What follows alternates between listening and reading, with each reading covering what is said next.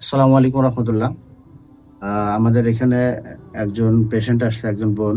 উনি এর আগে গিয়েছিলেন এক কবিরাজের কাছে।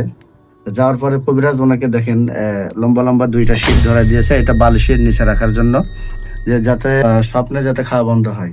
এটা হচ্ছে যে ভারতের প্রসিদ্ধ একজন আলেমের। এটা দেখেন কি লিখছে এখানে। এখানে কি লিখছে আপনারা একটু দেখেন। অনেক কিছু এর ভিতরে অস্পষ্ট, যেসব কোরআনের কোনো আয়াত নেই এটার ভিতরে। তারপরে এইটা ওনাকে দিয়েছে গলায় ঝোলানোর জন্য। এটা ওনাকে দেওয়া হয়েছে গলায় ঝোলানোর জন্য। দেখেন এখানে কি লেখা, এখানে আপনারা কিছু দেখতে পাচ্ছেন, কিছু লেখা আছে এখানে। এগুলো থেকে আসলে মানুষ কখনো সুস্থ হবে না।